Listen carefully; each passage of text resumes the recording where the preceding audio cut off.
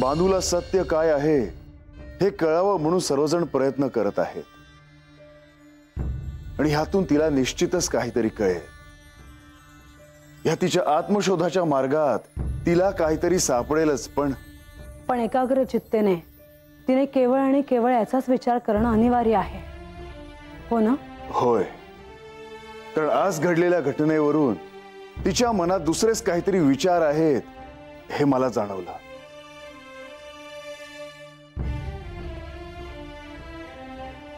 तिने राज्यसभेत मानाचं स्थान मिळावं म्हणून केलेली मागणी त्या क्षणी सगळ्यांसाठी आश्चर्यात टाकणारी होती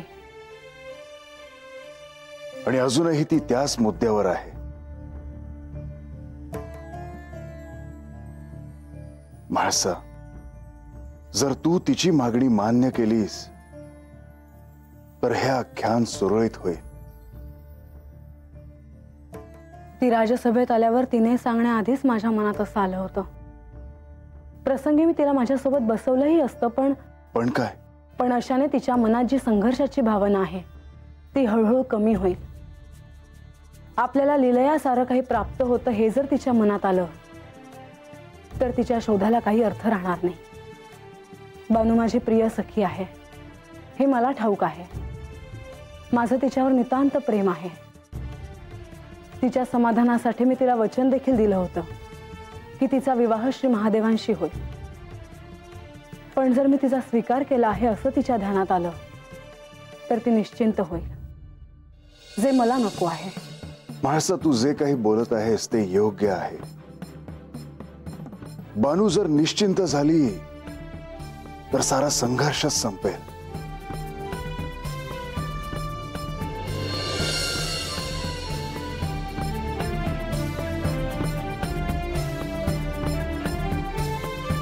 बानू, तुला जे स्थान दिले आहे तेच तुझ्यासाठी योग्य आहे।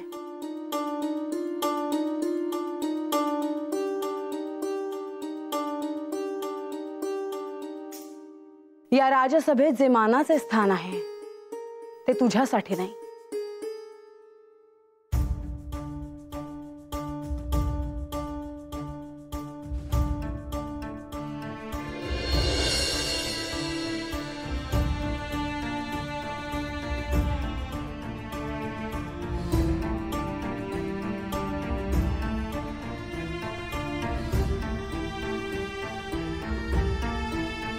एक विचारू? विचारा देवी। मी मगाचपासून पाहते आहे तुम्ही कसल्या तरी विचारात आहात। आता कसली चिंता वाटते आहे तुम्हाला? बाणाईने जी मागणी केली त्याचा विचार करतोय। परंतु त्यात चिंता करण्यासारखं काय आहे? मला मान्य आहे बानूने आज राज्यसभेत मानाच्या स्थानाचा मुद्दा उपस्थित केला, परंतु आज जसं आख्यान सुरळीतपणे पार पडलं तसंच या पुढे देखील होईल। तिने जो मुद्दा उपस्थित केला तो इतक्या सहजासहजी मार्गी लागेल असं मला वाटत नाही। मुळात या आख्यानातून जी कथा सांगितली जात आहे ती अत्यंत परिणामकारक आहे।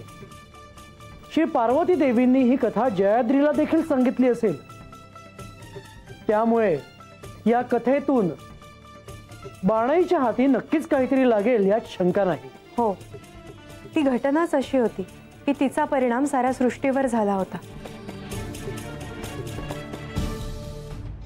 त्यामुळेच मला असं वाटत आहे की श्री म्हाळसा देवींनी बाणाई बरोबर जसं वागायचं ठरवलं आहे तसं न वागता तिच्याशी प्रेमाने वागल्या तर यातून मार्ग नक्कीच निघेल।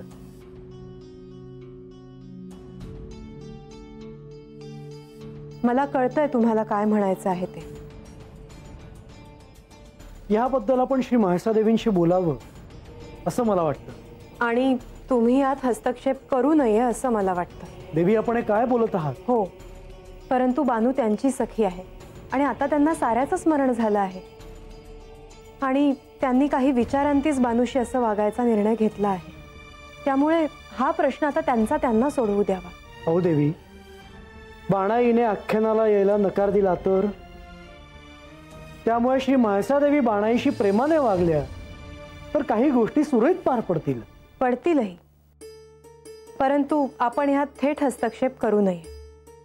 हा निर्णय म्हाळसा देवींनाच घेऊ द्यावा।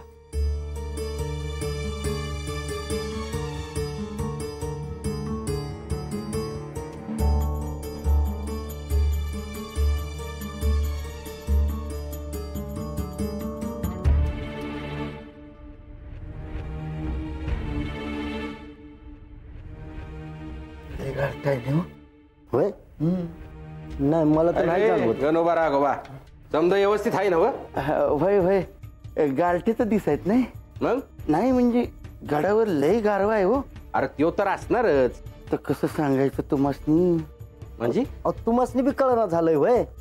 गणोबासनी असं म्हणायचंय का त्याला तुम्ही चाकरी कराया दिवसा बोलवलं तर चालल पण रातच्याला त्याला घरला जायचं असतं. असं आहे वय.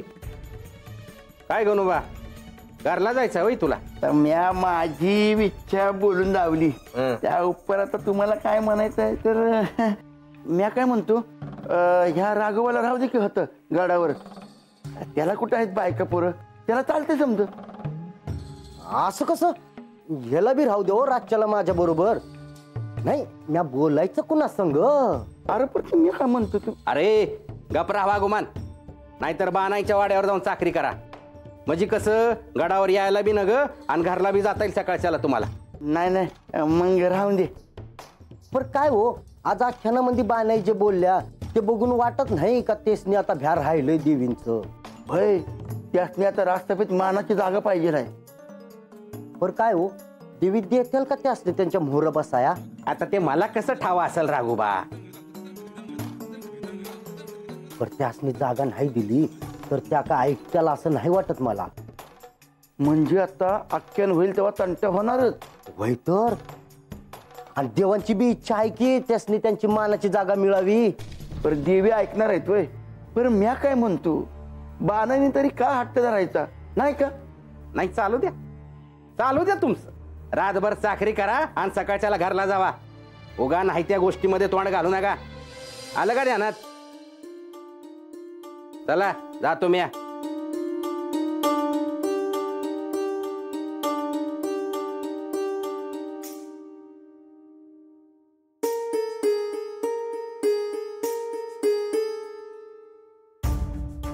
रात्रीच्या प्रहरी देखील आपले प्रिय जेजुरी किती सुंदर दिसते हो ना.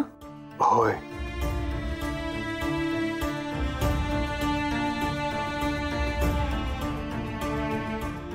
मला ठाऊक आहे तुम्ही कसला विचार करता आहात.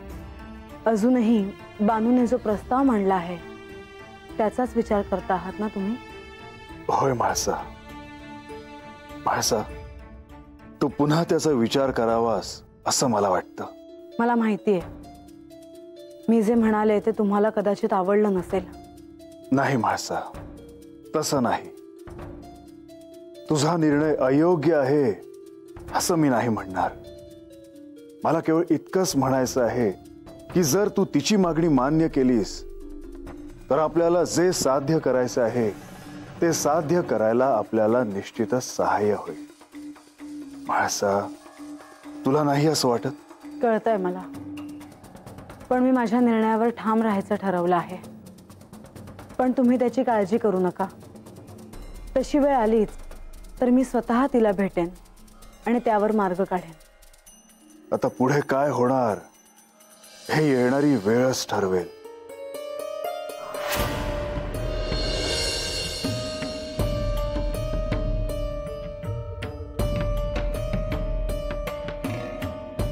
जेवण झालं आहे. पानं वाढायला घ्यायची का? राहू देत तुम्ही घ्या जीव. असं कसं. तू नाही जेवणार तर आम्ही कसं काय जेवणार. पायाचं तुकडं पडलं माझ्या. I I bus. आय काय लय काम केलं. हे गंगे भाकरी वाढाय घेवायचं. हो पर बानू तरी जेवायचं नाही म्हणतात. का काय झालं? कालच्याला आख्यानामध्ये जे झालं ते डोसक्यातनं जातच नाही बघ माझ्या. अगं म्हणून काय जेवायचं नाही वय. तुम्ही मायलेक मिळून डोसक्यात काय बी भरवता आणि असं होतं. काय चुकीचं बोललो ग आम्ही. बानूला तिची जागा मिळाय ना ग. काय ग बानू. वय खरं आहे तुझं. तर माझ्या पोटात कावळं वरडायला लागल्यात बुकनं. पर कुणाला काय आहे का त्याचं. रंग्या तू जेवून घे आणि माझं एक काम कर. आता काय पुण्यांदा गडाव जायचं आहे का काय. वय अहो असं अवसान घालून कसं चालेल. भाकर खाऊन घ्या आणि या जाऊ. हे एवढं सोपं आहे का ती. बानू, माझ्या पोराला असं काम न गे. बरं राहिलं, मी आज जाते. ए नाही नाही, देव काय म्हणते? बघ बाबा, जमत असेल तर जा, नाही तर मी आज जाते. मी आबी येते तुमच्या संग. राहू द्या राहू द्या. काय आहे सांगावा? देवासनी सांगायचं आहे का आख्यानामंदी आता मला मानाचं स्थान दिलं नाही तर मी आख्यानामंदी थांबणारच नाही. असं सांगू मी? वय पर अगोदर जीवन जा, नाहीतर म्हणशील का बानूकडे मला जेवायला बी मिळत नाही. गंगे, भाकरी वाढाय घ्या, काळजी करा नवऱ्याची वाईस. हा वाढते वाईस, थांबा की.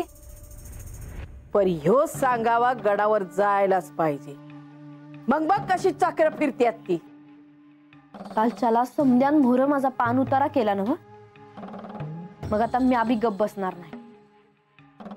आसपतूर लय चालवून घेतलं, पर आता नाही. मी तर म्हणते तुला सिंहासनावरच बसाय सांगाय हवं होतं देवानी. काय याड लागले का काय? काय बराळते? अरे खरं बोलती मावशी. होय का? मग बरोबर आहे तिचं.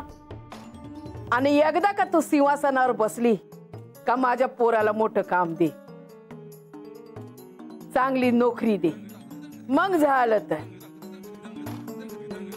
आत्ता कळलं एवढं का सांगताय तुम्ही ते. राहू दे गंगे, पान वाढाया घे, मी आबी खाईन 2 घाल. जी वाढते म्या. बरं, मी गडावर जाऊन येतो. मला याला रात होईल. तू जागी राहणार आहेस का? वय, कारण मला ऐकायचं आहे देव काय म्हणतात ते.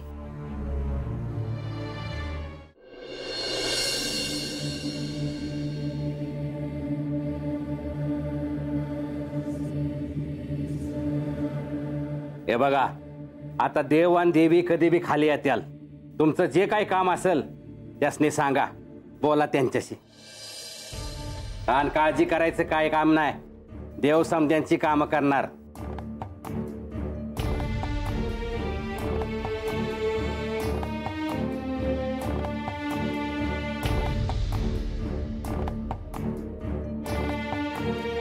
देवा, जेजुरीमधनं आपल्या पंचकृषीतनं काही माणसं आले आहेत ते,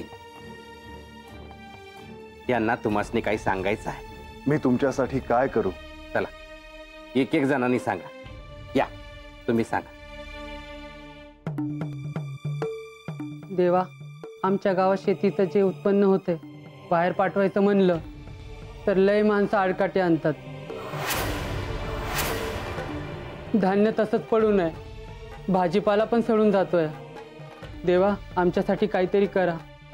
जोडोपा, आपल्या राज्यातील माणसांनी शेतातून कष्टाने जे उगवलेलं उत्पन्न आहे ते त्यांना योग्य तो भाव मिळेल तिथे त्यांना नेता यायला पाहिजे. खरं आहे देवा, पण ह्यांचा शेतमाल विकत घेणारा जो मधला माणूस आहे त्यानं काही नियम बनवले आहेत. पण त्यांनी असे परस्पर नियम कसे बनवले? त्यात आपल्या शेतकऱ्यांचे जर हित होत नसेल तर अंमलबजावणी का होते आहे? हे अत्यंत गंभीर आहे. हा नियम इथेच थांबला पाहिजे. राज्यात कोणालाही आणि कुठेही शेतीतील उत्पन्न विकता यायला पाहिजे आणि त्यासाठी शेतकऱ्यांना त्रास होता कामा नये. आणि सगळ्यात महत्त्वाचं म्हणजे शेतकऱ्यांच्या लाभात दुसरं कोणीही वाटेकरी चालणार नाही. जोडोपा, राज्यात दवंडी द्या आणि माझा आदेश सर्वांपर्यंत पोहोचवा. होय जी. देवा, देवी, लय उपकार झाले जी.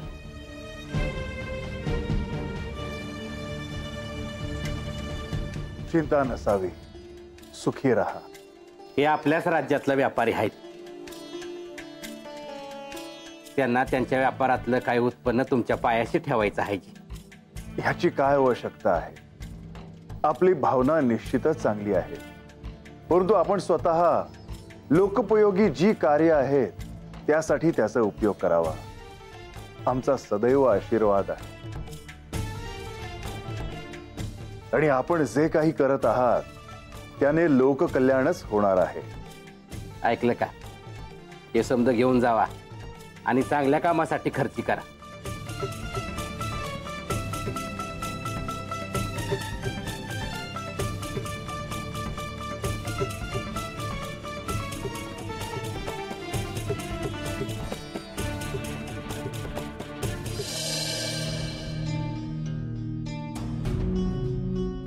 ओ पाहुणं, अहो कुठं? ते नेहमीसारखं आपलं देवासनी भेटाय. होय, पर असं देवसनी थेट नाही भेटता येत. अव बानूचा सांगावा द्यायचा आहे देवासनी. अहो पर देव काही बोलायचं नाही, पण देवीने तुम्हाला असं राजवाड्यामध्ये फिरताना पाहिलं तर मग नाही नाही, देवींच्या मोहर जायचं नाही बाबा. अव देव आणि देवी आता राज्यकारभाराचं काम करतात, तेव्हा वाईच थांबा असं म्हणताय सा? बर बर काय सांगावा काय हाय बानाईंचा? नाही नाही, असं तुम्हासनी सांगता याचं नाही ती.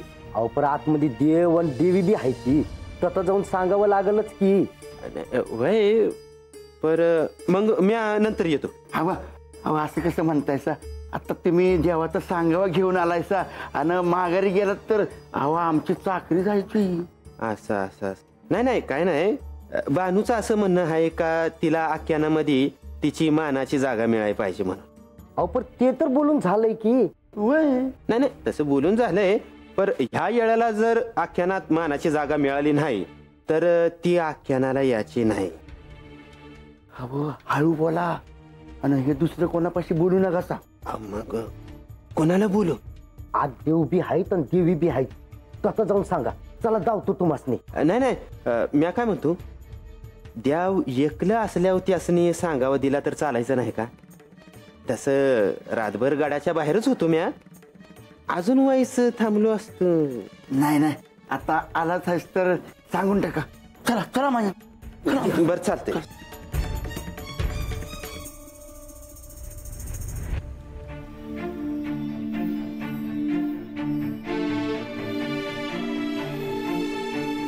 अजून हातच आहेसा?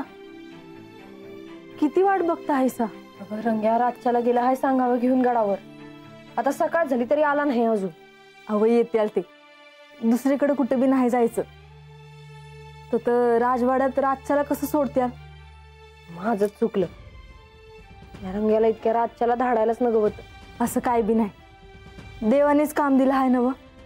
हतनं सांगावं घेऊन गडावर जायचं आणि तत्त जो सांगावा आहे तो हत्त घेऊन यायचं.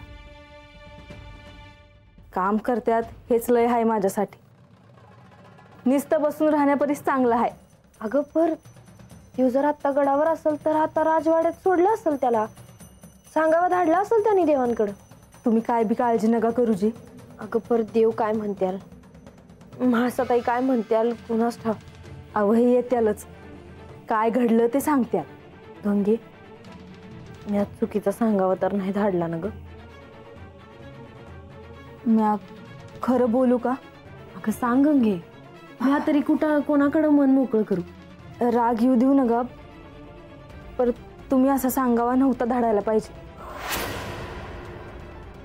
पर का? देवांचा जीव आहे ना तुमच्यावर, मग उगा त्यासनी तरस कशाला? अगं पर असंच किती दिवस राहणार? आमच्या सासूबाईंनी जे तुमच्या मनात भरवलं आहे ना ते काढून टाका. त्यांचं ऐकून काय बा विचार नका करू जी.